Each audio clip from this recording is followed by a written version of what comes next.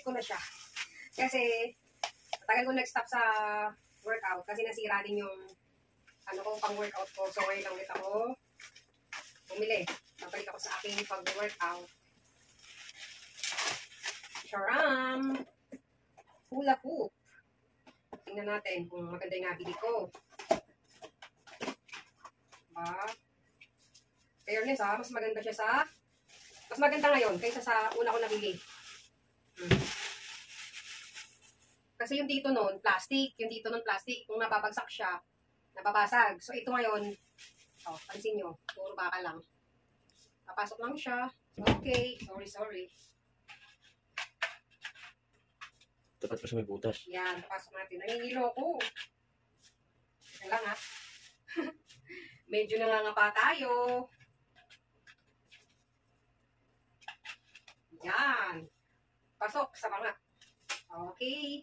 Maganda siya kasi ano, bakal talaga siya. Oh. Hindi siya, mabagsak man, hindi siya madudurog. Kasi yung nakaraan kong ganito, plastic yung pinaka ganito. Bakal to, pero yung low plastic. So ito, kahit bumagsak siya, hindi siya mababasag.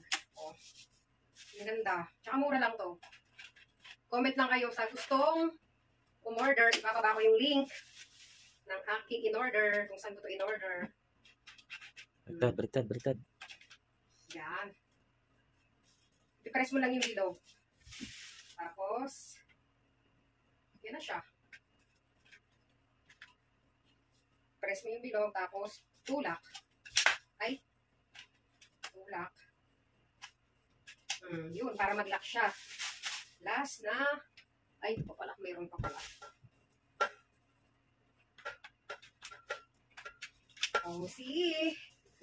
Back to, back to workout again. Tsaka para pang ano ko na rin, pang vlog ko na rin. Kasi diba, dito ako nagsimula dati. Dito niyo ako nakilala sa pag-workout, sa pag-tiktok. Matigas pa. Push mo pababa. Yan. Oh, see, ang ganda. Sample daw. Ang ganda niya. Sample daw.